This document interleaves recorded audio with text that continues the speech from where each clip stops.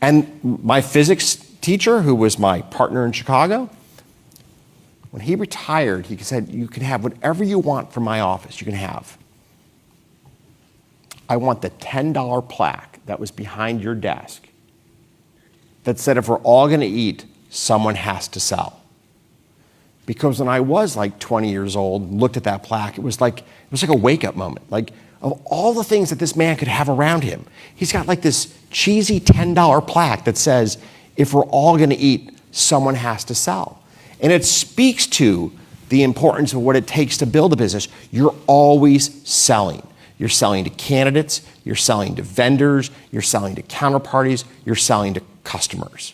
And you just have to get comfortable with the fact that if you're always selling, you know what you're going to hear a lot?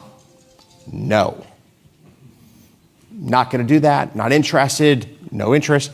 You know, in 1994, I was in Switzerland. We'd had a rough year in 94. We lost about 4% of our capital in 94. It was one of our only losing years in the history of the firm. And I'm in Switzerland. I mean, it was a rough day. My lunch,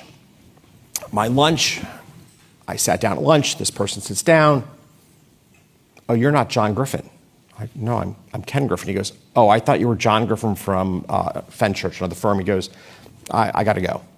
I'm like, great. I flew all the way to Switzerland for my lunch date to get up and leave the table. And then around 3 or 4 in the afternoon, I was with another Swiss banker, and we're in his office. His office was like almost the square footage of this stage.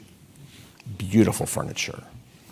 He goes, do you mind if I smoke? He takes out a big cigar. He's smoking this cigar, and we're talking for about 45 minutes. Such a pity that such a bright young man so picked the wrong career. Like, well, that's the most graceful no I've gotten today. But you just have to tolerate, you're going to hear no a lot. But you need to become accustomed to having to market your ideas and market what you represent and what you stand for. Again, whether it's to people that you want to have work for you or people who are trying to give you capital or customers, you need to get comfortable with the art of selling.